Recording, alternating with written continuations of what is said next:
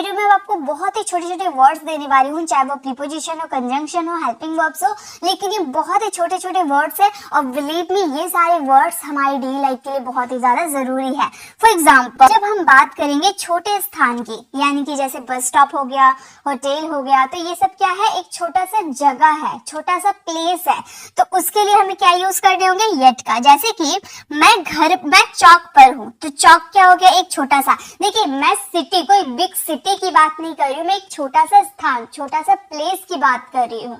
अगर big cities की बात करोगे तो वहां तो इनका यूज होता है, तो एट का यूज करना है। मैं चौक पर हूँ, तो इसे कैसे बोलोगे आप बोलोगे I am at the chowk, at the chowk. मैं चौक पर हूँ, I am at the chowk. तो इस तरह से जब भी आप छोटे स्थान की बात करोगे तो क्या यूज करने हैं, एट का यूज करने हैं। नेक्स्ट है टी और टू। अब टू का यूज कहाँ करना है, जगह पर जाने के लिए। जैसे कि मैं स्कूल जाऊंगा, मैं मार्केट जाऊंगा, मैं घर जाऊंगा, यानी कि आपका एक फिक्स डायरेक्शन होता है। जैसे कि मान लो ये है हमारा एक मंदिर है, ठीक है, ये क्या है, एक मंदिर है। मुझे उतने अच्छे से ड्राइंग नहीं आती है, मैं बस ऐसे बना दे रही हूँ। ये बस क्या है, हमारा एक ड्राइंग है, एक मंदिर है, ठीक है। अब मैंने घर से बोलकर निकला कि मैं मंदिर जा रही हूँ, मैं घर से बोलकर निकली कि मैं मंदिर जा रही हूँ। मेरा डायरेक्शन क्या है, मेरी मंजिल क्या है, मेरी मंजिल मंदिर ही है। तो मैं क्या यूज करूंगी, टू का यूज करूंगी। अगर मैं घर से बोलकर निकली हूँ कि मैं मंदिर जाऊंगी, यानी कि मैं मंदिर ही जाऊंगी, तो मैं गो यूज करूंगी। लेकिन अगर मैं बोलूँ कि मैं मंदिर से होते हुए मार्केट जाऊंगी, यानी कि मेरा डायरेक्शन मंदिर नहीं है, मैं मंदिर से होते हुए कहीं और जाऊंगी, तो वहां पे टूवर्ड्स का यूज करते हैं, ठीक है। तो टू और टूवर्ड्स में कंफ्यूज नहीं होना है। जब आप मंदिर की तरफ से होते हुए कहीं जाओगे तो टूवर्ड्स का यूज करोगे, लेकिन जब आपकी मंजिल ही मंदिर है और आप मंदिर ही जाओगे तो वहां पे टू का यूज करना है। ओके, जैसे कि अगर आपको बोलना हो कि मैं स्कूल जाऊंगा, ठीक है, तो आप क्या बोलोगे, आप बोलोगे, आपने घर से बोलकर निकला तो आप स्कूल ही जाओगे, तो हम बोलेंगे I will go to school, I will go to school, मैं मंदिर जाऊंगा। अगर आप बोलते ना I will go towards school, अगर आप यूज करते ना टूवर्ड्स का यूज यहाँ पे करते, तो टूवर्ड्स का मतलब मैं स्कूल की तरफ जाऊंगा, लेकिन स्कूल नहीं जाऊंगा। लेकिन मैंने टू यूज कर दिया तो पता चल गया कि हमारी मंजिल कहाँ है, स्कूल ही है। ओके, नेक्स्ट है एफ और फोर। फोर मतलब के लिए, ठीक है। जैसे मैं तुम्हारे लिए गिफ्ट लाया हूँ, के लिए, ठीक है, किसी के लिए, तो वहां पे फोर का यूज होगा। मैं तुम्हारे लिए कार खरीदूंगा, मैं तुम्हारे लिए कार खरीदूंगा, तो हम बोलेंगे I will buy a car, I will buy a car, मैं एक कार खरीदूंगा, किसके लिए, तुम्हारे लिए, यानी कि for you. I will buy a car for you, मैं तुम्हारे लिए कार खरीदूंगा। अब है इन यानी कि में या के अंदर। जब आप एक इनक्लोज्ड एरिया में रहोगे तो वहां पे इनका यूज होता है, बिग सिटीज के लिए इनका यूज होता है। आप ईयर की बात करोगे वहां पर इनका यूज होता है। तो ये तो आपको प्रीपोजिशन वाली क्लास में जो भी दिक्कत है वो दूर हो जाएगी। मैं तो यहाँ पर आपको सिर्फ वर्ड्स मीनिंग बता रही हूँ यहाँ पर, ठीक है। तो इनका मतलब होता है मैं या के अंदर। जैसे मैं पार्क में हूँ, मैं पार्क में हूँ, यानी कि पार्क क्या होता है, एक इनक्लोज्ड एरिया होता है और आप पार्क में हैं, ठीक है। जैसे अगर आपको बोला मैं रूम में हूँ, तो रूम क्या होता है, एक इनक्लोज्ड एरिया होता है, आप रूम में हैं। तो किसी इनक्लोज्ड एरिया में रहोगे और आपको किसी ने फोन किया कि भाई तुम कहाँ हो, तो आप इन का यूज करोगे क्योंकि आप इनक्लोज्ड एरिया में हो। ओके, तो आप क्या बोलोगे, आप बोलोगे I M in the park. At the park बिल्कुल नहीं बोलना है, ठीक है, क्योंकि आप एक इनक्लोज्ड एरिया में हो, तो आप इनका यूज करोगे I am in the park. Okay, अब नेक्स्ट है हमारा माई। माई का मतलब होता है मेरे या मेरा। जैसे आपको बोलना हो ना, यह मेरा कार है, वो उसका कार है, तो माई का मतलब होता है मेरा। जैसे मेरा नाम पूजा है, तो मेरा नाम पूजा, तो मैं क्या बोलूंगी, my name is Pooja, my name is Pooja, यानी कि मेरा नाम पूजा है, तो मेरा यानी कि माई। यह मेरा बस्ता है, तो कैसे बोलेंगे, this is my bag, this is my bag. यह मेरा बस्ता है, दिस इज माई बैग। मेरे माता पिता दिल्ली में रहते हैं, ये सेंटेंस आप फ्रेम करना, इसका आंसर कमेंट में देना। नेक्स्ट देखते हैं। नेक्स्ट है हमारा योर। योर का मतलब होता है आपका या अपना, ठीक है। जैसे आपकी कार कहाँ है, तो आप कैसे बोलोगे, कहाँ यानी कि वेयर। आप बोलोगे where is your car, where is your car, आपकी कार कहाँ है, वेयर इज योर कार। आपकी मदद के लिए शुक्रिया, तो आप कैसे बोलोगे, आपकी मदद के लिए शुक्रिया, यानी कि thanks for your help, thanks thanks for your help, आपकी मदद यानी कि योर हेल्प, ठीक है, आपकी मदद के लिए शुक्रिया, थैंक्स फॉर योर हेल्प। अपनी बेंच पर बैठ जाओ, ये सेंटेंस आप फ्रेम करना, तो अगर आपका आप किया है तो उसके लिए भी योर और अपने के लिए भी योर। ओके, चलिए आगे देखते हैं नेक्स्ट क्या हमारे। नेक्स्ट है गाइस सो का यूज करते हैं इसीलिए, ये बहुत बहुत के सेंस में सो का यूज होता है, और इसीलिए जब हम रीजन बता रहे हैं, मैं इंग्लिश सीख रही हूँ, मुझे जॉब चाहिए इसलिए मैं अंग्रेजी सीख रही हूँ, तो इसलिए के लिए हम सो का यूज कर सकते हैं, दैट्स वाई का यूज कर सकते हैं, ठीक है। तो सो का मतलब इसलिए या बहुत। मैं बीमार था इसलिए मैं स्कूल नहीं गया, ठीक है, रीजन बता रहे हैं कि मैं स्कूल क्यों नहीं गया, क्योंकि मैं बीमार था, ऐसा ही तो सेंटेंस है, तो रीजन बता रहे हो यानी कि सो का यूज कर देंगे। हम ये सेंटेंस को बोलेंगे आई वॉज सिक, आई वॉज सिक, मैं बीमार था, so I didn't go to school, इसलिए मैं स्कूल नहीं गया, मैं बीमार था इसलिए मैं स्कूल नहीं गया, I was sick so I didn't go to school. Okay, next है और यानी कि या अथवा। देखिए और का यूज वहां करते हैं जहां पे आपको कोई चीज प्रीफर किया, जैसे कि आपको चाय चाहिए या कॉफी, यानी कि दोनों में से आपको कोई एक ही चीज चाहिए, आप दोनों नहीं ले सकते। अगर आपको दोनों चाहिए होगा ना तो आप और का यूज करोगे कि आपको चाय और मुझे चाय और कॉफी चाहिए, यानी कि दोनों चाहिए। लेकिन अगर आप बोलते हो मुझे चाय या कॉफी चाहिए, यानी कि चाय चाहिए या फिर कॉफी चाहिए, लेकिन दोनों में से एक ही चाहिए, तो वहां पे आप और का यूज करोगे। ओके, जैसे कि मैं पिज्जा या बर्गर खाऊंगा, दोनों नहीं खाऊंगा, या तो पिज्जा खाऊंगा या तो बर्गर खाऊंगा, दोनों में से आप एक ही चीज खाओगे, तो ये इसके लिए आपको और का यूज करना है। जैसे आप बोलोगे आई विल ईट पिज्जा और बर्गर, पिज्जा और बर्गर। लेकिन अगर और की जगह हम एंड का यूज कर देते ना तो हो जाता I will eat pizza and burger, यानी कि मैं पिज्जा भी खाऊंगा बर्गर भी खाऊंगा, ठीक है। लेकिन आपको दोनों में से एक चाहिए तो बीच में और का यूज करेंगे, ठीक है। नेक्स्ट है इट का यूज तो ऐसे बोलने की जरूरत नहीं है, इट का यूज बहुत सारी कंडीशन में किया जाता है, लेकिन अगर आपको इट पे डिटेल वीडियो चाहिए तो मेरे 30 डेज इंग्लिश स्पीकिंग कोर्स को ज्वाइन कीजिएगा, जो कि बिल्कुल लाइव थी। आप हमारे चैनल पर जाओगे, पॉडकास्ट पे क्लिक करोगे ना तो वहां पर आपको एक कोर्स मिल जाएगा, 30 डेज इंग्लिश स्पीकिंग कोर्स। उसे जब ऑन करोगे ना, स्क्रॉल करते हुए आप जाओगे तो वहां पर आपको इट का एक सेपरेट वीडियो लेक्चर मिलेगा। वहां पर अगर आप क्लिक करके देखते हो ना तो इट का आपको बहुत सारे यूजेस पता चल जाएंगे। ओके, तो यहाँ तो मैं बस एक चीज बता दूंगी कि यह के सेंस में होता है और निर्जीव चीजों के लिए होता है, लेकिन अगर आपको डिटेल वीडियो चाहिए तो आपको वो वाले वीडियो को देखना होगा, ठीक है।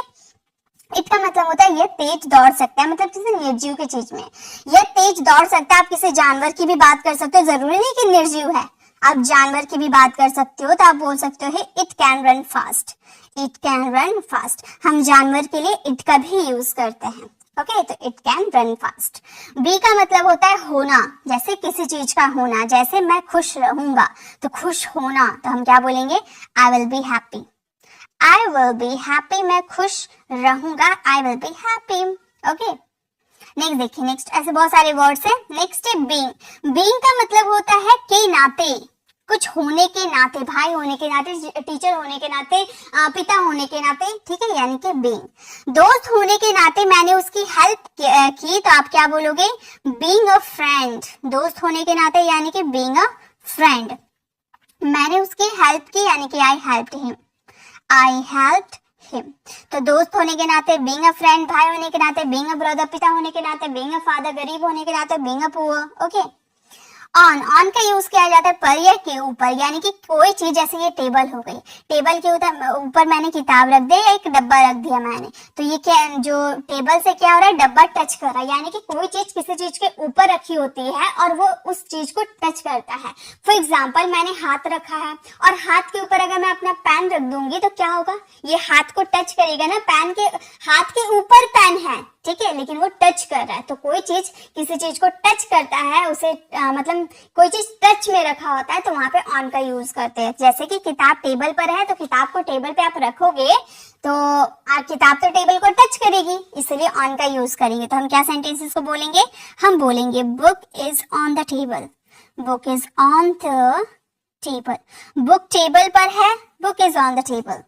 एज का मतलब होता है जैसे कि या जैसा। जैसे कि तुम मेरे भाई जैसे हो, तुम मेरे दोस्त जैसे हो, तुम मेरे पिता जैसे हो। ओके, तो एज तुम मेरे भाई जैसे हो तो हम क्या बोलेंगे, हम बोलेंगे you are as my brother, you are as my brother. तुम मेरे भाई जैसे हो, you are as my brother.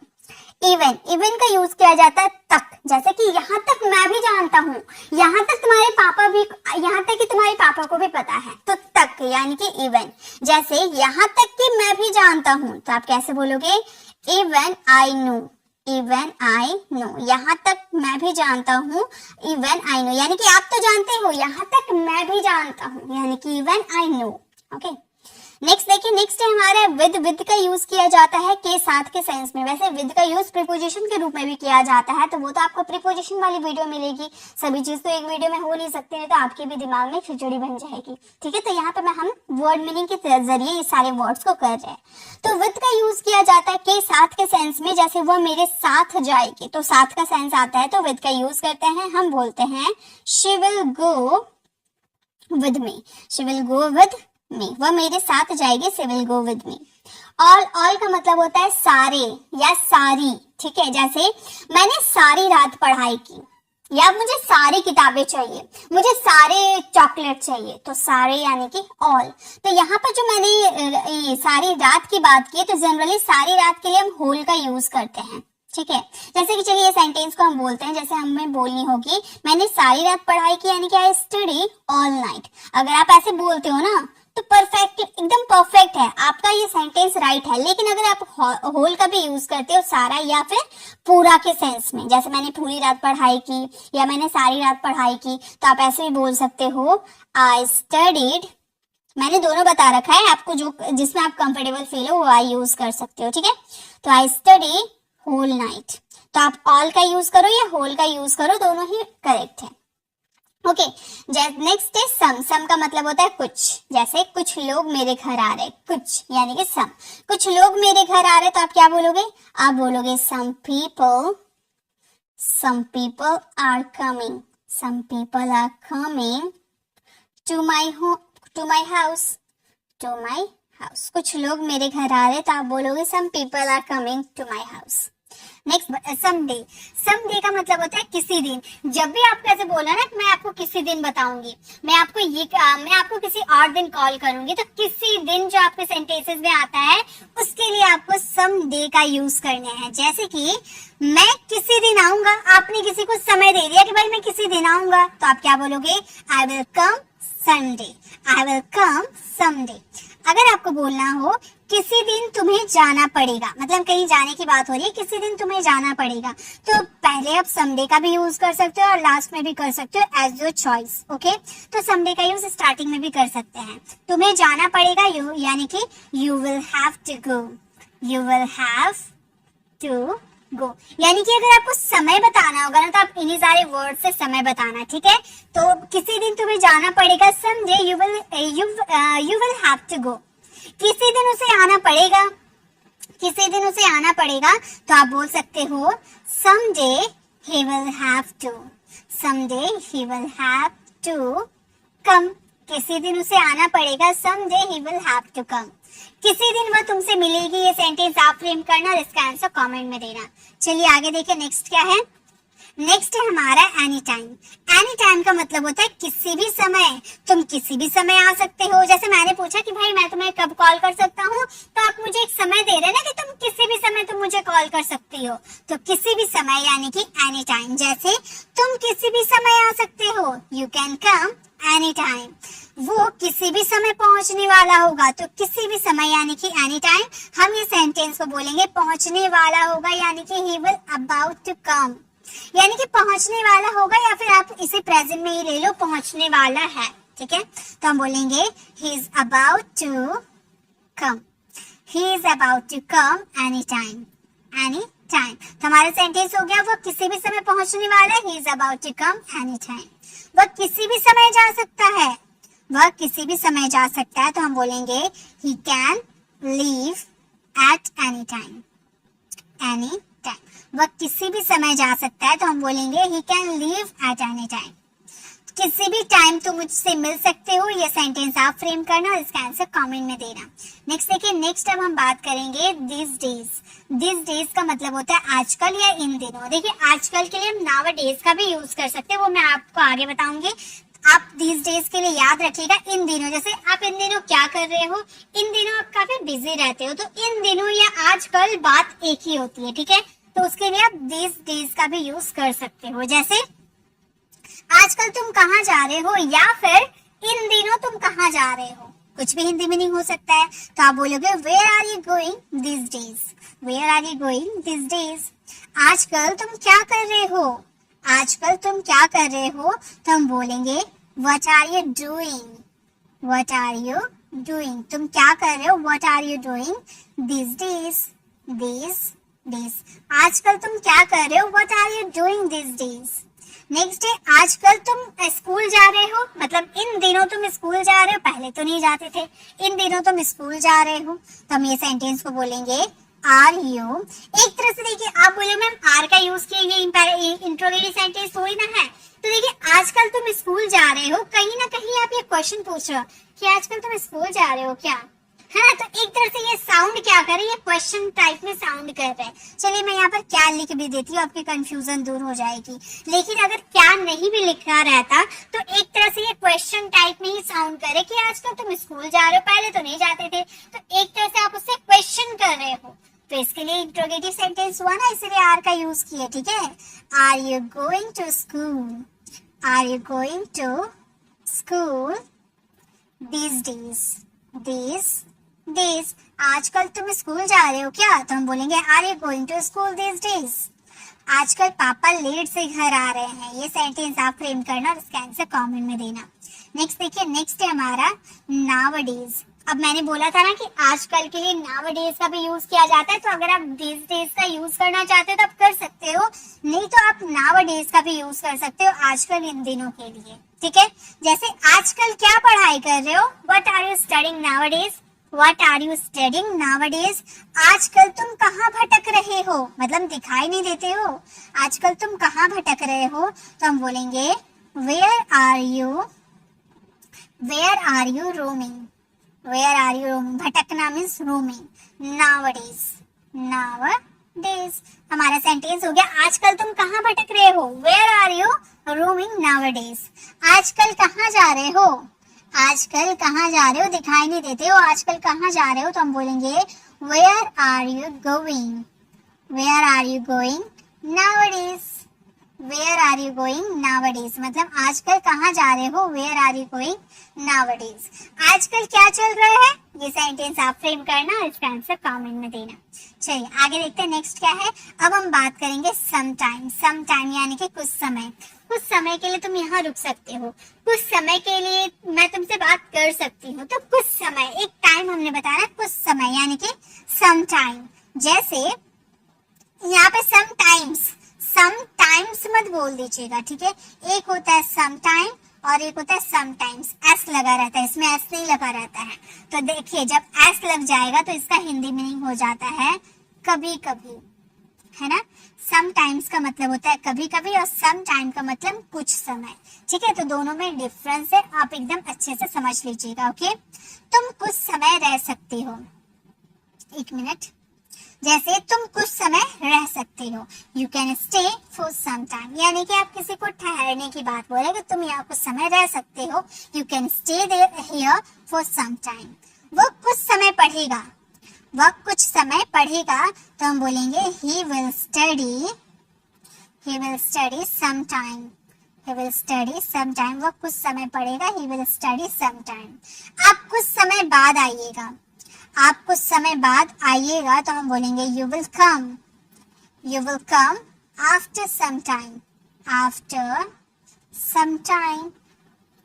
हमारा सेंटेंस हो गया आप कुछ समय बाद आइएगा, you will come after some time। तुम कुछ समय बाद स्कूल जाना, ये सेंटेंस आप फ्रेम करना और इसका आंसर कमेंट में देना। चलिए नेक्स्ट देखते हैं, नेक्स्ट क्या है। अब हम बात करेंगे थ्रू आउट। थ्रू आउट का मतलब होता है सारा समय या पूरा समय, ठीक है। तुम सारा समय फोन चलाते रहते हो, तुम सारा समय काम करते रहते हो, वो सारा समय पढ़ते रहता है, तो सारा समय मीन्स थ्रू आउट। सारा समय सारा दिन या पूरा दिन, पूरा समय। ओके, तुम सारे समय फोन चलाते हो, ठीक है, तुम सारे समय फोन चलाते हो।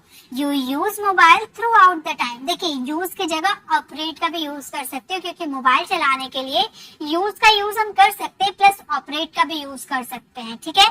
तो you operate mobile through out the time, या फिर you use mobile through out the time. Okay, उसने सारी रात काम किया, उसने सारी रात काम किया, तो पास्ट का सेंटेंस है तो हम बोलेंगे he worked throughout, he worked throughout the night। उसने सारी रात यानी कि पूरी रात काम किया, he worked throughout the night। हम सारे दिन पढ़ाई करेंगे, हम सारे दिन पढ़ाई करेंगे, हमने ठान लिया हम सारे दिन पढ़ाई करेंगे, तो हम बोलेंगे we will study throughout, we will study throughout the day। हम सारे दिन पढ़ाई करेंगे, we will study throughout the day। वह सारा समय खेलते रहता है। ये सेंटेंस आप फ्रेम करना और इसका आंसर कमेंट में देखिए। नेक्स्ट है हमारा ऑन टू का यूज किया जाता है पर या के ऊपर के सेंस में, यानी कि कोई चीज किसी चीज को टच कर रही है लेकिन मूविंग के साथ, गति के साथ। जैसे मैं टेबल के ऊपर कूदा, यानी कि पहले मैं जमीन पर था, मैं टेबल के ऊपर कूदा, तो मैंने, देखिए, ऑन का मतलब क्या था, किसी सरफेस को टच करना। जैसे टेबल के ऊपर क्या है, किताबें रखी हुई है, यानी कि वो सरफेस को टच कर रही है। जब वही चीज सरफेस को टच करना है लेकिन एक मूवमेंट के साथ, यहाँ पर एक कैट बैठी हुई थी, इसने जंप किया और टेबल पर आकर बैठ गई, यानी कि टेबल को सतह को टच कर रही है लेकिन एक गति हो रही है, नीचे से ऊपर गई, यानी कि एक मूव करते हुए ऊपर जा गई, इसीलिए यहाँ पर ऑन टू का यूज करेंगे। अगर पहले से ही कैट टेबल पे बैठी रहती तो ऑन का यूज करते, लेकिन मूवमेंट के साथ जब वो सरफेस को टच कर रही है तो वहां पे ऑन टू का यूज करेंगे। Got it? जैसे कि हमारा सेंटेंस है मैं टेबल के ऊपर कूदा, तो हम क्या बोलेंगे, आई jumped onto the table, I jumped onto the table। मैं टेबल के ऊपर कूदा, I jumped onto the table। Next है गेट का मतलब होता है करवाना, यानी कि जब आप कोई काम किसी से करवाओगे, ठीक है, मतलब थर्ड पर्सन से करवाओगे, ऐसा आप कह सकते हो। जैसे मैं अपने बाल कटवाऊंगा, आप और सेकंड पर्सन यू बात कर रहे हो कि हम थर्ड पर्सन, मैं अपने बाल कटवाऊंगा, यानी कि थर्ड पर्सन किसी से कटवाऊंगा, ये पैसिव सेंटेंसेस होते हैं। तो इसे बनाने का तरीका होता है ये, अगर आप पॉजिटिव वर्ब वाली वीडियो देखोगे तो आपको ये क्लियर हो जाएगा। एक सेंटेंस में कोई भी कुछ भी नहीं सीख पाएगा। अगर आपको पॉजिटिव वर्ब पे डिटेल वीडियो चाहिए, क्योंकि पॉजिटिव वर्ब एक हार्ड लेसन है, अगर उसे क्लियर करना है तो आपको पॉजिटिव वर्ब वाली वीडियो को विजिट करना होगा। इंग्लिश बोलनी है तो थोड़ा एफर्ट्स लगाने पड़ेंगे। ओके, तो मैं अपने बाल कटवाऊंगा, I will get my hair cut, get my hair cut, मैं अपने बाल कटवाऊंगा, I will get my hair cut.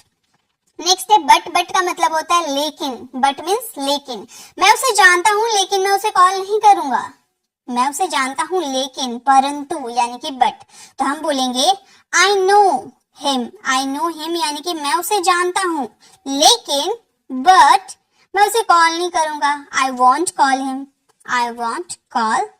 मैं उसे कॉल नहीं करूंगा। ओके, नेक्स्ट है मेक, यानी कि करवाना, ये भी हमारा पॉजिटिव वर्ब है, लेकिन ये पैसिव पॉजिटिव नहीं है, ये एक्टिव पॉजिटिव वर्ब है, जहां पर आप सेकंड पर्सन यू से कोई काम करवाते हो। जैसे मैं तुम्हें हंसाता हूँ, क्या मैं हंस रही हूँ? नहीं, मैं आपको हंसाता हूँ, यानी कि हंसने का काम आप कर रहे हो, लेकिन हंसा कौन रहा है? मैं। तो ऐसे सेंटेंसेस को पॉजिटिव वर्ब कहा जाता है। तो हमारा सेंटेंस हो गया, I will make you laugh. हंसना यानी कि लाफ और हंसाना यानी कि मेक यू लाफ, ठीक है। तो हम बोलेंगे I will make you laugh, यानी कि मैं आपको हंसाता हूँ। नेक्स्ट देखिए, नेक्स्ट है हमारा टू का मतलब होता है भी। टू मीन्स भी, जैसे मैं भी उसे जानता हूँ, वो भी मुझसे प्यार करती है, तो भी यानी कि टू, TOO। जैसे मैं भी उसे जानता हूँ, तो आप क्या बोलोगे, I know her too, TOO। Okay, next of मतलब का के की, जब ऐसे बोलते हैं वो दूध का बना हुआ है, वो पत्थर का बना हुआ है, यानी कि का के लिए उसका यूज करना है। ये पत्थर का बना है, मतलब कोई चीज है जो पत्थर का बना है, तो आप कैसे बोलोगे, आप बोलोगे it is made of stone, यह पत्थर का बना है, it is made of stone. By, by का मतलब होता है के द्वारा या से। जब हम किसी व्हीकल की बात करेंगे कि वो बस से आता है, वो ट्रेन से आता है, वो स्कूल बस से जाता है, यानी कि किसी वाहन की बात करेंगे, व्हीकल की बात करेंगे तो बाय का यूज करेंगे। मैं घर बस से आता हूं तो हम क्या बोलेंगे, आई कम होम, आई कम होम बाय बस, आई कम होम बाय बस। मैं घर बस से आता हूं, आई कम होम बाय बस। नॉर, नॉर का मतलब होता है ना ही। जैसे कि मुझे ना ही किताब चाहिए ना ही पेन, ऐसे हम बोलते हैं ना, तो उसके लिए हमें क्या यूज करें, नॉर। मुझे ना ही किताब चाहिए और ना ही पेन, तो आप क्या यूज करोगे, आई नीदर। पहले ना ही के लिए आपको नीदर का यूज करना है। I neither want a book, I neither want a book. मुझे ना ही किताब चाहिए ना pen, nor a pen. Okay, तो इस तरह से आप नॉट मैंने लिख दिया है, नॉर होगा। ओके, एक मिनट, यहाँ पर आर होगा, नॉर होगा, nor a pen. I neither want a book nor a pen. Okay, next देखिए, नेक्स्ट क्या है, नेक्स्ट है हमारा येट। येट का मतलब होता है अभी तक। तुम अभी तक सो रहे हो, तुम अभी तक जाग रहे हो, तुम अभी तक नहीं आए हो, यानी कि अभी तक, यानी कि येट। तुम अभी तक नहीं आए तो आप क्या बोलोगे, अब बोलोगे यू डिड नॉट, या फिर आप कॉन्ट्रैक्शन में डिडंट का भी यूज कर सकते हो। You did not come yet, you did not come yet, यानी कि तुम अभी तक नहीं आए।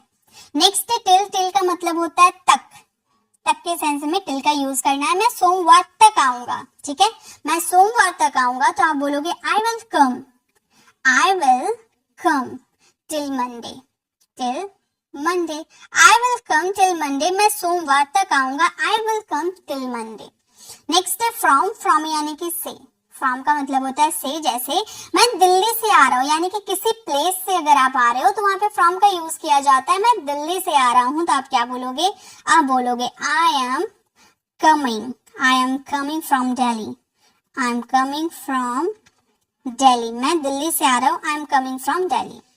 नेक्स्ट है डू। डू का मतलब करता तो। देखिए, डू का यूज हम ज्यादा नेगेटिव सेंटेंसेस और इंट्रोगेटिव सेंटेंस में करते हैं, लेकिन अगर हम कहीं पे अफर्मेटिव सेंटेंसेस में डू का यूज करते हैं, यानी कि आप समझ जाना कि वो सेंटेंसेस में इम्फसाइज किया जा रहा है, यानी कि वो जोरदार वाक्य है। जैसे मैं वहां जाता तो हूँ, मैं खाना खाता तो हूँ, मैं अंग्रेजी सीखता तो हूँ, यानी कि जब आप सेंटेंसेस में फोर्स देकर कोई बात बोलते हो, यानी कि जोर देकर कोई बात बोलते हो, तो वो अफर्मेटिव सेंटेंसेस में डू का यूज किया जाता है।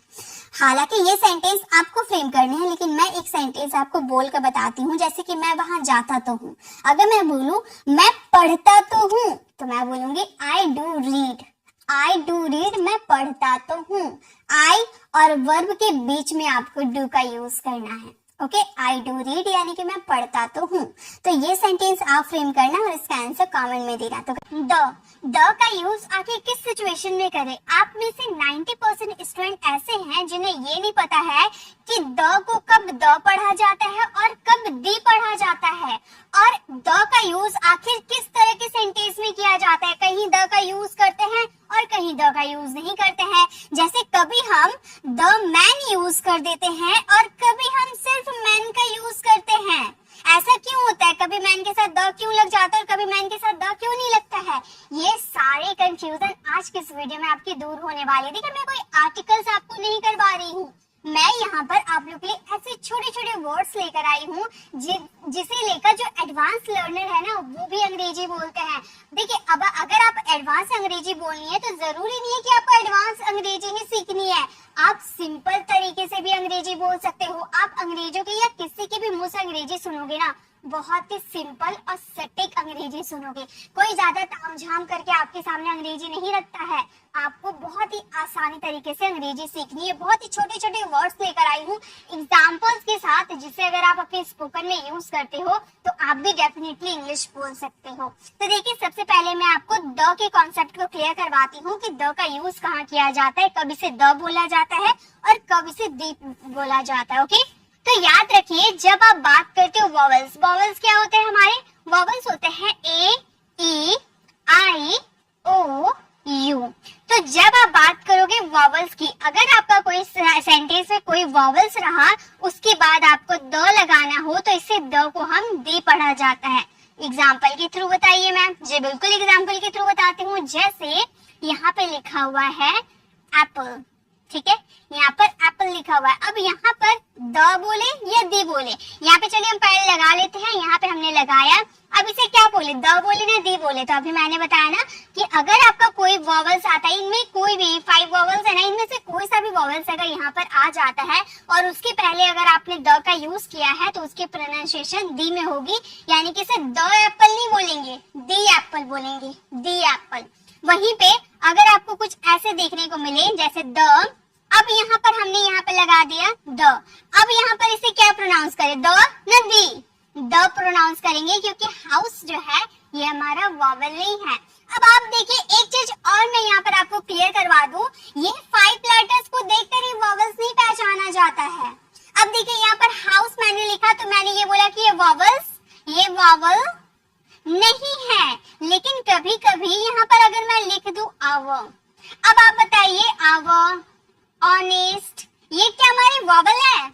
जी बिल्कुल ये वॉवल है। इसके सामने अगर मैं द लगा दूं ना तो इसे द नहीं, इसे दी आवो और दी ऑनेस्ट बोला जाएगा, दी बोला जाएगा, दा नहीं बोला जाएगा, क्योंकि ये आवो और ऑनेस्ट है, ये हमारा वॉवल है। तो अगर आपको वॉवल्स नहीं पता है ना तो मैं इसे मतलब इसकी वीडियो में अलग से बना रखी हूँ। वॉवल आपके साउंड पे डिपेंड करते हैं, वर्ड्स पे नहीं। बोलने में अगर आपका ए ई आई ओ यू आता है तो आप वहाँ पे दी प्रोनाउंस करोगे, वो आपका वॉवल कहलाएगा। जैसे कि यहाँ पे जब हम हाउस बोल रहे हैं तो इससे हम लिख रहे हैं हाउस, तो यहाँ पर क्या आ रहा है, ह आ रहा है, लेकिन जब इसे हम लिख रहे हैं तो इसे हम लिखेंगे आव। क्या आप इसे कभी हाव पढ़ते हैं? एक मिनट, क्या आप इसे कभी हावर पढ़ते हैं? हावर नहीं, इसे आवा बोला जाता है। और आवा देखिए आ का साउंड आ रहा है ना, आ यानी कि ए का साउंड आ रहा है, और ए तो हमारा वॉवल होता है। तो वॉवल आपकी साउंड पे डिपेंड करते हैं, ना कि वर्ड्स पर। ओके, तो यहाँ पर आपको ये चीज तो क्लियर हो गई कि कहाँ पे द बोलना है और कहाँ पे दी बोलना है। अगर वॉवल से पहले अगर आपका द आता है तो उसे दी बोलना है, और वॉवल नहीं है फिर भी आपका द आया है तो उसे द बोलना है।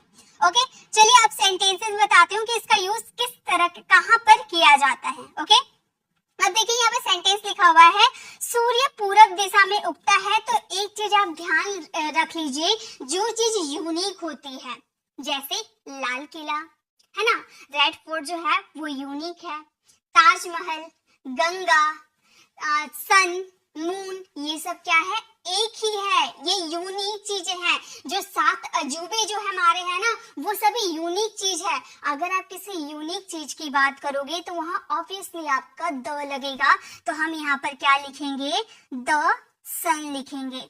जो चीज इकलौता है, जो चीज अकेला है, ठीक है, यूनिक है, वहां पे द लगाया जाता है, तो हम बोलेंगे the sun rises in the east, in the east. सूरज पूरब से उगता है, the sun rises in the east. Okay, और कहाँ पे लगता है मैम, ये तो समझ में आ गया कि यूनिक जगह पे हम द का यूज करते हैं, जो यूनिक होता है, इकलौता होता है, ठीक है, पूरे ब्रह्मांड में इकलौता होता है, तो वहां पे हम क्या यूज करते हैं, द यूज करते हैं। और कहाँ यूज होता है, और वहां यूज होता है जहां पे लिसनर और स्पीकर को पता होता है कि किसके बारे में बात की जा रही है। देखिए, एक होता है हमारा स्पीकर, स्पीकर का मतलब क्या होता है, बोलने वाला व्यक्ति, और एक होता है हमारे लिसनर यानी कि सुनने वाला व्यक्ति, है ना। 2 व्यक्ति होते हैं, एक स्पीकर होते हैं, एक लिसनर होते हैं। अगर स्पीकर, और आप जिस चीज की बात कर रहे हो, अगर स्पीकर भी जानता है और लिसनर भी जानता है, यानी कि उन लोगों को पता है वो चीज, तो वहां पे हम द का यूज करेंगे। फॉर एग्जाम्पल, पक्षी आसमान में उड़ रहे हैं, अब मैं बोलूं कि देखो देखो पक्षी आसमान में उड़ रहे हैं, अब मुझे भी पता है पक्षी उड़ रहे हैं, वही पक्षी उड़ रहे हैं, और आपको भी पता है कि पक्षी उड़ रहे हैं, यानी कि जिसके बारे में बात हो रही है ना, स्पीकर भी वो बात जानता है और लिसनर भी वो बात जानता है, तो वहां भी द का यूज होता है। अब पक्षी के बारे में, जिस पक्षी के बारे में मैं बात कर रही हूँ उसे मैं भी जानती हूँ, आप भी जानते हो, तो वहां पे हम द का यूज करेंगे, हम लिखेंगे द बर्ड्स। ओके, हम लिखेंगे the birds are flying in the sky, the birds are flying in the sky, यानी कि जो पक्षी वो आसमान में उड़ रहे हैं। तो यहाँ पर स्पीकर और लिसनर दोनों नॉन है, यानी कि दोनों को पता है किसके बारे में बात हो रही है। अब एक एग्जांपल मैं आपको देती हूँ। जैसे मैंने बोला आप मेरे घर आए, मैंने बोला कि दरवाजा बंद कर दो, मेरे हाथ में बहुत सारे सामान है तो मैंने आपको बोला कि दरवाजा बंद कर दो। अब मुझे भी पता है कि मैं किस दरवाजे के बारे में बात कर रही हूँ, आपको भी पता है मैं किस दरवाजे के बारे में बात कर रही हूँ। तो मैं बोलूंगी close the door. The door यानी कि कौन सा दरवाजा, जिसके बारे में स्पीकर और लिसनर दोनों जानते हैं। ठीक है, यानी कि यूनिक चीजों में हम द का यूज करेंगे, और जहां पर स्पीकर और लिसनर जानते हैं किस चीज के बारे में बात हो रही है, उस चीज के पहले आपको द का यूज करना है। ओके, अब है पुस्तक टेबल पर है। अब आपने मुझसे पूछा पुस्तक कहाँ है, मेरा जो पुस्तक है वो कहाँ है।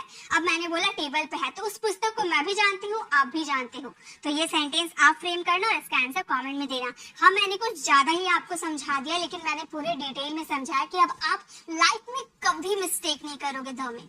अब चलिए, ऐसे बहुत सारे वर्ड्स, एकदम छोटे छोटे वर्ड्स लेकर आई हूँ ना, जिनकी हेल्प लेकर आप कमाल की अंग्रेजी बोल सकते हो। मेरे साथ प्रैक्टिस करते हुए चलना है। तो चलिए वीडियो को स्टार्ट करते हैं। फर्स्ट है हमारा द, आपको क्लियर हो गया। अब है एक के लिए हम अ का यूज करते हैं। इसे ए नहीं पढ़ना है, इसे क्या पढ़ना है, इसे अ पढ़ना है, इसे अ पढ़ते हैं।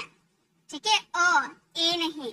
जैसे वह विद्यार्थी है, तो हम बोलेंगे, अब बोलोगे मैम यहाँ पर एक तो आया नहीं, तो हम अ क्यों यूज करेंगे। तो गाइस, वह विद्यार्थी है यानी कि वो अकेला विद्यार्थी है ना, मैं उसके बारे में बात करूँ, यानी कि वो अकेला विद्यार्थी के बारे में बात करूँ, वो सिंगुलर है, तो ए का यूज करेंगे। ठीक है, हम बोलेंगे he is a student, he is a student, he is a student नहीं, ही इज अ स्टूडेंट। मैं शिक्षक हूँ, यानी कि मैं अकेली की बात कर रही हूँ ना, यानी सिंगुलर हूँ, तो मैं बोलूंगी I am a teacher, I am a teacher, I am a teacher नहीं। ठीक है, आई एम अ टीचर। ये एक कलम है, ये सेंटेंस आप फ्रेम करना। ये यानी कि यह एक की बात कर रहे हैं ना, एक लिखा हुआ है, इस सेंटेंस को आप फ्रेम करना। चलिए आगे देखते हैं। नेक्स्ट, एक के सेंस में हम एन का भी यूज करते हैं। इसे अन नहीं पढ़ना, इसे एन ही पढ़ना है। ओके, तो एन का यूज करते हैं एक की जगह पे। अब कब यूज करते हैं, जब हमारा वोवल साउंड होता है। ठीक है, जब हमारा वोवल साउंड होता है तो एक के जगह पे हम एन का यूज करते हैं। जैसे वह एक कलाकार है, तो हम बोलेंगे he is an artist, he is an artist. अब देखिए यहाँ पर मैंने एन का यूज क्यों किया, क्योंकि आर्टिस्ट में ये जो ए है ना, ये हमारा वोवल साउंड है, इसलिए एन का यूज किए। अगर ये वोवल्स नहीं रहता तो यहाँ पर एक के सेंस में ए का यूज करते। ओके, वह बूढ़ा आदमी है, तो हम क्या बोलेंगे, वह बूढ़ा आदमी है, he is an old man, old man, he is an old man, यानी कि वह बूढ़ा आदमी है। ये एक छाता है, ये सेंटेंस आप फ्रेम करना और इसका आंसर कमेंट में देना। नेक्स्ट, चलिए नेक्स्ट देखते हैं। नेक्स्ट क्या है, नेक्स्ट है हमारा एकदम छोटे छोटे वर्ड्स है, लेकिन बहुत ही कमाल के, इसी से आप अंग्रेजी बोलने से शुरुआत कर सकते हो। मैं यानी कि आई, खुद के बारे में जब आप बात करते हो ना, यानी कि आई का यूज किया जाता है स्पीकर के लिए, यानी कि जो बोलता है वो स्पीकर है, यानी कि उसके लिए आई का यूज किया जाता है। जैसे मैं उसे जानता हूँ, अगर आपने पूछा कौन इसे जानता है, तो मैं बोलूंगी मैं उसे जानता हूँ, तो मैं के लिए आई का यूज करूंगी, I know him, I know him, मैं उसे जानता हूँ, आई नो हिम। देखिए, अगर आपको आते हैं ना तो आप मेरे साथ प्रैक्टिस कर लो। नेक्स्ट है, मैं अंग्रेजी बोल सकता हूँ, यानी कि मेरे अंदर वो एबिलिटी है, मैं अंग्रेजी बोल सकता हूँ।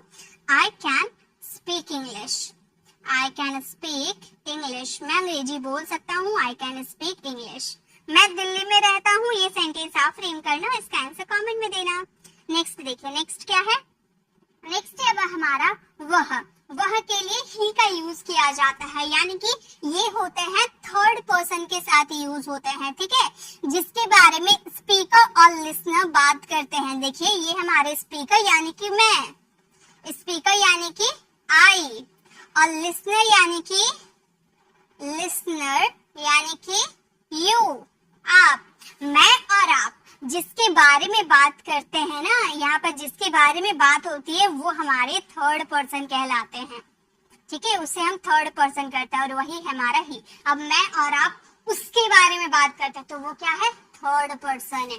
ओके, तो जैसे वह मेरा सबसे अच्छा मित्र है, तो हम कैसे बोलेंगे, हम बोलेंगे he is my best friend, he is my best friend, वह मेरा सच्चा मित्र है या सबसे अच्छा मित्र है, he is my best friend. वह एक बैंक में काम करता है। वह यानी कि ही, बॉय की बात करें, ठीक है, ये मेल पर्सन के लिए यूज होता है। ही का यूज मेल पर्सन के लिए होता है। वह एक बैंक में काम करता है, तो हम बोलेंगे he works in a bank. He works in a bank. वह एक बैंक में काम करता है। He works in a bank. वह एक अच्छे खिलाड़ी है। ये सेंटेंस आप फ्रेम करना, इसका आंसर कमेंट में देना।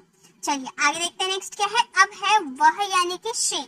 अब शी का यूज करते हैं जब हम फीमेल की बात करते हैं, और ये भी थर्ड पर्सन है जिसके बारे में स्पीकर और लिसनर बात करते हैं, वो थर्ड पर्सन सी कहलाते हैं, और ये फीमेल होता है। ही आपका मेल और सी आपका फीमेल। जैसे वह मेरी बहन है, तो आप कैसे बोलोगे, वह मेरी बहन है। गर्ल की बात करें तो सी का यूज करेंगे, she is my sister. She is my sister, वो मेरी बहन है, सी इज माई सिस्टर। अगर यहीं पे रहता वो मेरा भाई है तो ही के जगह, सी के जगह में ही का यूज करते हैं। ही इज माई ब्रदर, यानी कि वो मेरा भाई है। बॉय के लिए यानी कि मेल के लिए ही, और फीमेल के लिए सी। जैसे वह घर पर है तो हम कैसे बोलेंगे, वह घर पर है, किसी फीमेल की बात कर रहे हैं तो हम बोलेंगे she is at home. She is at home, वह घर पर है, सी इज एट होम। वह बहुत खूबसूरत है। खूबसूरत के लिए गॉर्जियस का यूज कीजिएगा। ये सेंटेंस आप फ्रेम करना, इसका आंसर कमेंट में देना। ओके, चलिए आगे देखते हैं नेक्स्ट क्या है। सो गाइस, नेक्स्ट है हमारा यह। यह का मतलब होता है इट। अब इट का यूज कहाँ करते हैं, तो देखिए इट का यूज ना बहुत सारी सिचुएशन में किया जाता है। अगर आपको इस पे डिटेल वीडियो चाहिए तो मेरी जो लाइव 30 डेज इंग्लिश स्पीकिंग का कोर्स में लेकर आई थी, अगर आपने वो नहीं देखा है तो पॉडकास्ट में हमारे जो चैनल है उसमें जाइएगा, पॉडकास्ट पे क्लिक कीजिएगा, वहां पर आपको मिल जाएगा 30 डेज इंग्लिश स्पीकिंग कोर्स। उस पे क्लिक करोगे ना, स्क्रॉल करते हुए चलोगे, वहां तो डे वाइज आपको मिलेंगे, जिस भी टॉपिक चाहिए सारे टॉपिक मिल जाएंगे। लेकिन अगर इट पे वीडियो चाहिए तो वहां पे आपको मिल जाएगा। इट के बहुत सारे यूजेस मैंने बता रखा है, वो सारे इंपॉर्टेंट है, और यहाँ पे मैं आपको थोड़े बहुत इन्फॉर्मेशन दे देती हूँ। लेकिन डिटेल चाहिए तो आपको वो कोर्स को देखना होगा, ठीक है। उस कोर्स में जाओगे ना तो आपको मिल जाएगा। तो देखिए इट का यूज कहाँ किया जाता है, जब आपको ये पता नहीं होता है कि वो मेल है या फीमेल है, ठीक है। आपको उसका जेंडर पता नहीं होता है कि वो मेल है या फीमेल, मतलब आपने उसे देखा नहीं है, ठीक है। सिंपल सी बात, आपने उसे देखा नहीं है वो मेल है या फीमेल है। इस वहां पे आप इट का यूज कर सकते हो, या तो आप एनिमल्स के साथ में इट का यूज करते हो। बहुत क्या होता है, हम एनिमल्स के साथ इट का ही यूज करते हैं, लेकिन बहुत कोई एनिमल्स के जेंडर के अकॉर्डिंग ही और शी का यूज करते हैं। अगर एनिमल्स मेल होते हैं तो उसमें ही, और फीमेल होते हैं तो उसमें सी। तो अब देखिए ही सी का यूज कर सकते हैं। अगर आप जानवरों को इंसान की तरह ट्रीट करते हो तो ही सी का यूज कर सकते हो। कोई आपको पनिशमेंट नहीं देगा, कोई भी आपको पनिश नहीं कर सकता। लेकिन जनरली एनिमल्स के साथ इट का ही यूज किया जाता है, ओके। और इट का यूज कहाँ किया जाता है, टाइम के साथ, सीजन्स के साथ, वेदर्स के साथ, इन सभी के साथ आप इट का यूज कर सकते हो, ओके।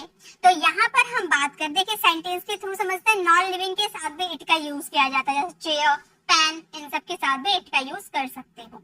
यह एक अच्छा विचार है। अब ये विचार मेल है या फीमेल है आपको पता है, नहीं पता है ना, आपको उसके बारे में पता नहीं है। कोई थिंग्स है, नॉन लिविंग थिंग्स है, ऐसा आप समझ सकते हो। तो कोई वस्तु है उसके बारे में बात करें तो इट का यूज करेंगे, हम बोलेंगे it's a good idea. It's a good idea, ये एक अच्छा विचार है, इट्स अ गुड आइडिया। यह लकड़ी का बना है, यानी कि आप किसी नॉन लिविंग की बात कर रहे हो तो आप बोलोगे it is made of would. It is made of would, यह लकड़ी का बना है। यह एक लड़का है। अब देखिए यहाँ पे आप ही का यूज कर सकते हो, यहाँ पे आप ही का यूज कर सकते हो। अब आप देख लो, आपने किसी बच्चे को गोद लिया, आपको पता नहीं वो मेल है या फीमेल है, तो आप वहां पर इट का यूज कर सकते हो।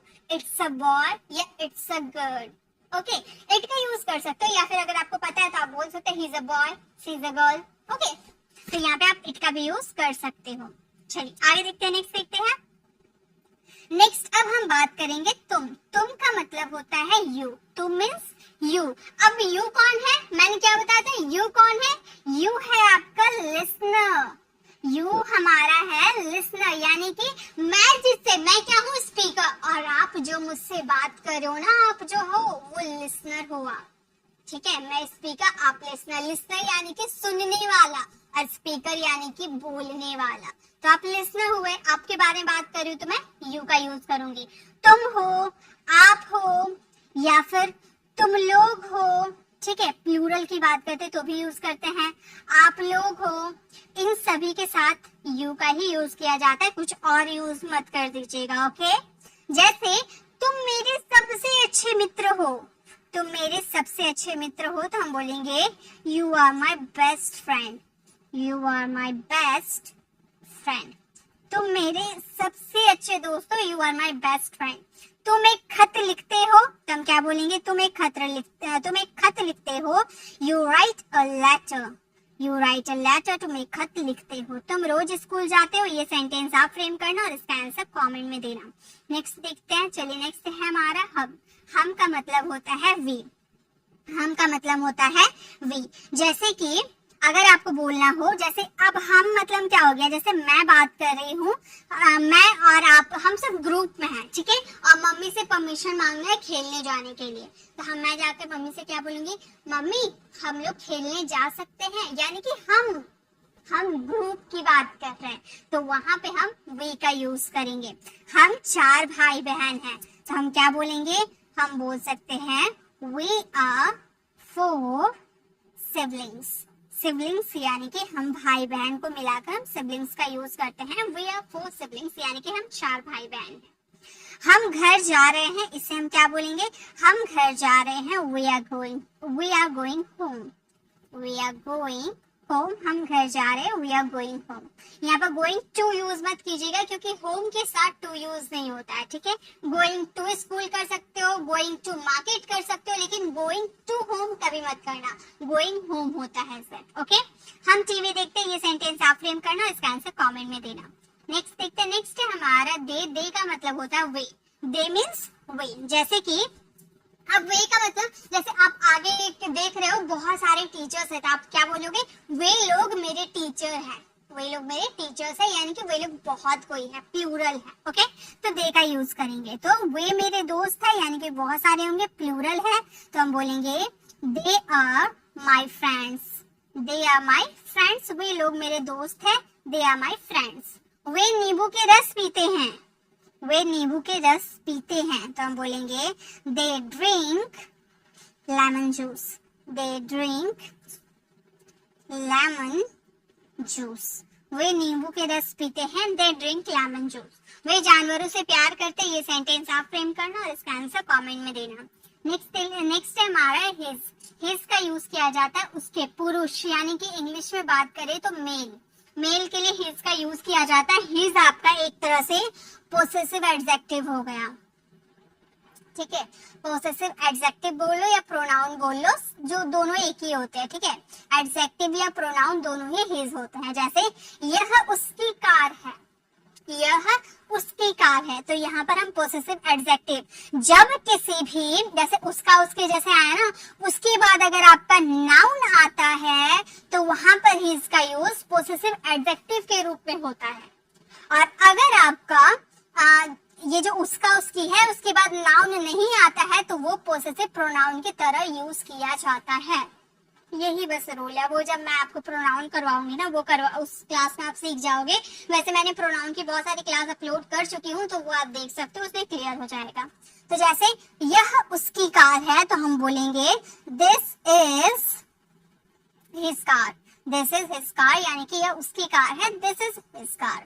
सीता उसकी चचेरी बहन है तो हम क्या बोलेंगे, सीता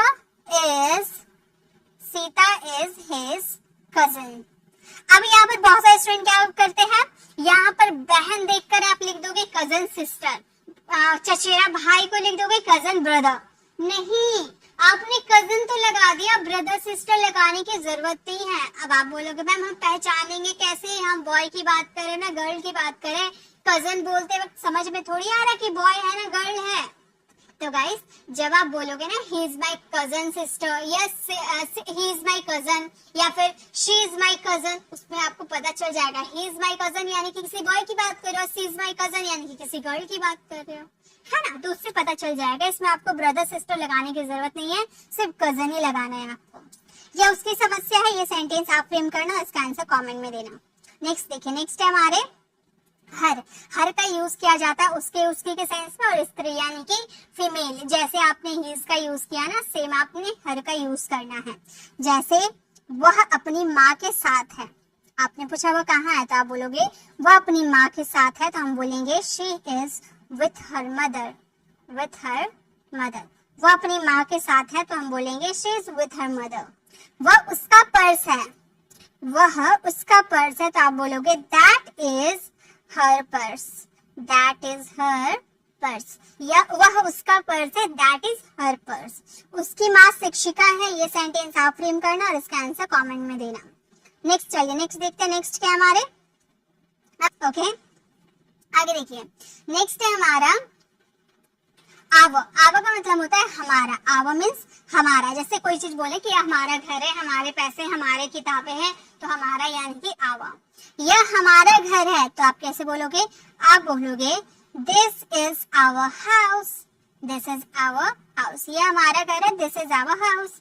क्या आप हमारी टीम में शामिल होंगे, क्या आप हमारी टीम में शामिल होंगे, तो हम बोलेंगे will you join our team, will you join our team, यानी कि आप हमारी टीम में शामिल होंगे, will you join our team. हमारे अध्यापक बहुत होशियार है, ये सेंटेंस आप फ्रेम करना और इसका आंसर कमेंट में देना। नेक्स्ट देखिए, नेक्स्ट है हमारा अस। यू एस, अस का मतलब होता है हमको या हमारे। जैसे हमारे साथ चलो, या हमको ये बहुत पसंद आया, या तुम हमारे घर तुम हमको अंग्रेजी, तुम हम लोगों को अंग्रेजी सिखाओ। ठीक है, इस तरीके से आप बोल सकते हो। जैसे कि हमारे साथ आओ, तो आप कैसे बोलोगे, आप बोलोगे come with us, come with us. हमारे साथ आओ, कम विद अस। वह हमको पसंद नहीं करता, वह हमको पसंद नहीं करता, या वह हमें पसंद नहीं करता, इसकी हिंदी मीनिंग हमें भी कर सकते हो। ठीक है, वह हमें पसंद नहीं करता, he does not like us, he does not like us। वह हमें अंग्रेजी पढ़ाते, ये सेंटेंस आप फ्रेम करना, इसका आंसर कमेंट में देना। नेक्स्ट देखिए, नेक्स्ट है हमारे दैम। दैम का मतलब होता है उनको, प्लूरल की बात कर रहे हैं। ठीक है, दैम मतलब प्लूरल की यहाँ पर हम बात कर रहे हैं। जैसे वे सभी विद्यार्थी नहीं है, तो हम क्या बोलेंगे, वे सभी विद्यार्थी नहीं है, they are not student, they are not students. वे लोग विद्यार्थी नहीं है, they are not students. Okay, next है, क्या आप उन्हें जल्दी आने के लिए कह सकते हैं, क्या आप उन्हें जल्दी आने के लिए कह सकते हैं, तो हम इसे बोलेंगे can you tell them, can you tell them to come fast, to come fast. क्या आप उन्हें जल्दी आने के लिए कह सकते हैं, can you tell them to come fast. मैं उन्हें पसंद नहीं करता, ये सेंटेंस आप फ्रेम करना और इसका आंसर कमेंट में देना। नेक्स्ट देखते हैं, नेक्स्ट है हमारा देयर। देयर का मतलब होता है उनका, ये भी प्लूरल के लिए यूज होता है। उनका जब आएगा ना, ये उनका घर है, ये उनकी किताब है, ये उनकी बुक है, ये उनके मोबाइल है, तो उनका, उनके यानी कि देयर का यूज करना है। यह उनका घर है, तो आप क्या बोलोगे, आप बोलोगे this is their house, this is their house. यह उनका घर है, दिस इज देयर हाउस। उन्हें अपना कमरा साफ करना है, तो हम क्या बोलेंगे, उन्हें अपना कमरा साफ करना है, they have to clean their room, clean their room. उन्हें अपना कमरा साफ करना है, they have to clean their room. बच्चों को अपने माता पिता की बात माननी चाहिए, ये सेंटेंस आप फ्रेम करना, इसका आंसर कमेंट में देना। ठीक है, देखिए यहाँ पे आप बोलोगे मैम अपने के सेंस में आपने दिया का यूज कर दिया, तो गाइस यहाँ पर अपने या फिर उनके, आप यहाँ बच्चों को उनके माता पिता, यानी कि बच्चों के ही तो माता पिता होंगे, तो यहाँ पर उनके या अपने उससे मतलब नहीं है। आप किसके बारे में बात कर रहे, उनके ही बारे में बात कर रहे हो। यहाँ जो है ना सब्जेक्ट, उनके बारे में ही बात कर रहे हो, इसीलिए देयर का यूज किया गया है। ओके, नेक्स्ट देखिए, नेक्स्ट है हमारे हु। हु का मतलब होता है कौन या किसने। जैसे कि आपको बोलना ना तुम कौन हो, तो आप कैसे बोलोगे, तुम कौन हो, आप बोलोगे हु आर यू। हु यानी कि कौन, तुम कौन हो, हु आर यू। दरवाजा खुला किसने छोड़ा, कौन या किसने के सेंस में आपको पर्सन के बारे में आप जानना चाहते हो, तो हु का यूज करोगे। दरवाजा खुला किसने छोड़ा, तो आप बोलोगे who left the door open, the door open. दरवाजा खोला किसने छोड़ा, who left the door open, यह केक किसने खाया, ये सेंटेंस आप फ्रेम करना, इसका आंसर कमेंट में देना। गाइस एक लास्ट और हमारे बच जाते हैं, वो है व्हेन। व्हेन का मतलब कब या जब होता है। जैसे तुम दिल्ली कब जाओगे, यहाँ पर हम टाइम की बात करते हैं, ठीक है, टाइम के बारे में बात करते हैं। तुम दिल्ली कब जाओगे, यानी कि मैं यहाँ पर टाइम के बारे में बात कर रही हूँ। तो मैं बोलूंगी when will you go to Delhi, go to Delhi। When will you go to Delhi, यानी कि तुम दिल्ली कब जाओगे। When will you go to Delhi, तुम्हारा जन्मदिन कब है, यानी कि मैं वो तारीख जानना चाहती हूँ, वो टाइम जानना चाहती हूँ। तो मैं क्या बोलूंगी, तुम्हारा बर्थडे कब है। When is your birthday, when is your birthday, यानी कि तुम्हारा बर्थडे कब है। When is your birthday, okay. तो ये एक सेंटेंस आपके लिए, तुम वापस कब आई, ये सेंटेंस आप फ्रेम करना है, ओके। चलिए नेक्स्ट देखते हैं, नेक्स्ट क्या है। अब हम बात करेंगे डे आफ्टर। डे आफ्टर का मतलब होता है उसके बाद। उसके बाद क्या हुआ, जैसे कि मान लो आप आ रहे थे, रास्ते से आ रहे थे, आपने देखा कि कहीं एक्सीडेंट हुआ है ना। तो एक्सीडेंट हुआ है, उसके बाद आप घर आए, घर में आप आकर बता रहे हो कि भाई मैं आ रहा था तो वहां पे मैंने देखा कि एक्सीडेंट हुआ है। तो आपकी फैमिली, आप सारे मामले बता रहे कि ऐसे हुआ, मतलब ऐसा एक्सीडेंट हुआ, उसके बाद आप चुप हो गए। तो आपकी फैमिली आपसे ये पूछेगी ना कि उसके बाद क्या हुआ। तो उसके बाद जो आपके सेंटेंसेस में आ रहे हैं ना, उसके लिए आपको देयर आफ्टर का यूज करने हैं, ठीक है। उसके बाद मैं तुमसे बात करूंगा, thereafter I will talk to you. उसके बाद क्या हुआ, जैसे आपने पूरी कहानी सुना दी, उसके बाद आपकी फैमिली पूछेगी ना कि उसके बाद क्या हुआ। तो क्या हुआ, यानी कि व्हाट हैपेंड, यानी कि क्या हुआ।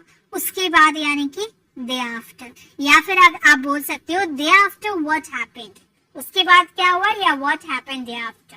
आपका मन, ठीक है। डे आफ्टर का यूज आप मिडिल लास्ट में भी कर सकते हो या फर्स्ट में भी कर सकते हो।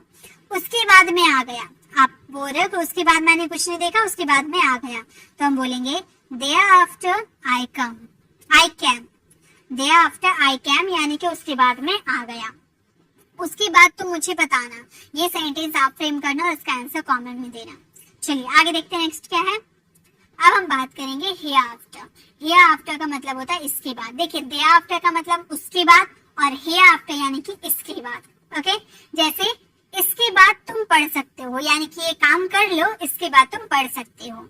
Here after that you can read, here after that you can read, इसके बाद तुम आ सकते हो, इसके बाद तुम आ सकते हो। तो हम बोलेंगे here after you can come, here after you can come, इसके बाद तुम आ सकते हो, here after you can come. इसके बाद मैं चला जाऊंगा, इसके बाद मैं चला जाऊंगा, तो हम बोलेंगे here after I will go, here after I will गो, इसके बाद मैं चला जाऊंगा, हियर आफ्टर आई विल गो। इसके बाद में तुम, एक मिनट, इसके बाद में तुम पर कभी भरोसा, इसके बाद मैं तुम पर कभी भरोसा नहीं करूंगा, ठीक है, यहाँ पर मैं है। इसके बाद मैं तुम पर कभी भरोसा नहीं करूंगा, ये सेंटेंस आप फ्रेम करना और इसका आंसर कमेंट में देना। नेक्स्ट देखिए, नेक्स्ट क्या है। अब है हैंसफोर्थ। अब है हमारा हैंसफोर्थ। हैंसफोर्थ का मतलब होता है अब से। अब से, जैसे कि तुम अब से नहीं आ सकते, ये तुम्हारा लास्ट दिन है, तुम अब से नहीं आ सकते, ठीक है। तो हम बोलेंगे you can't come henceforth, you can't come henceforth, यानी कि तुम अब से नहीं आ सकते। अब से मैं तुम्हें देख लूंगा, आज जो तुमने कर लिया, अब से मैं तुम्हें देख लूंगा। तो अब से यानी कि इसके लिए हम यूज करेंगे henceforth. Henceforth I will see you, I will see you, इसके बाद मैं तुम्हें देख लूंगा, तो हम बोलेंगे henceforth I will see you. Next है अब से स्कूल मत जाना, अब से स्कूल मत जाना, तो हम बोलेंगे don't go to school, don't go to school, school मत जाना, डोंट गो टू स्कूल। अब से यानी कि हैंसफोर्थ, अब से स्कूल मत जाना, हम बोलेंगे don't go to school henceforth. अब से मुझसे बात मत करना, अब से मुझसे बात मत करना, ये सेंटेंस आप फ्रेम करना और इसका आंसर कमेंट में देना। नेक्स्ट देखिए, नेक्स्ट क्या है। नेक्स्ट और लास्ट है हमारा वेयर इन। वेयर इन का मतलब होता है जिसमें, जिसमें, जैसे वो गलती बताओ जिसमें उसने गलती किया, यानी कि उसे वो बताओ जिसमें वो गलती किया। तो जिसमें मीन्स वेयर इन, ओके। उसे बताए जिसमें वह गलत है, तो हम बोलेंगे tell him wherein he is wrong. उसे बताए जिसमें वह गलत है, tell him wherein he is wrong. जिसमें वह सही था, जिसमें वह सही था, wherein he was right, he was right. तो याद रखिएगा जिसमें अगर आएगा तो उसके लिए वेयर इन का यूज करना है। मुझे बताओ जिसमें मैं बदनाम हूँ, मुझे बताओ यानी कि टेल मी, जिसमें यानी कि वेयर इन मैं बदनाम हूँ, I am infamous, I am infamous. मुझे वो बताए जिसमें मैं बदनाम हूँ, तो हम बोलेंगे tell me wherein I am infamous. वह घर कैसा है जिसमें वह रहता है, ये सेंटेंस आप फ्रेम करना, इसका आंसर कमेंट में देना। तो गाइस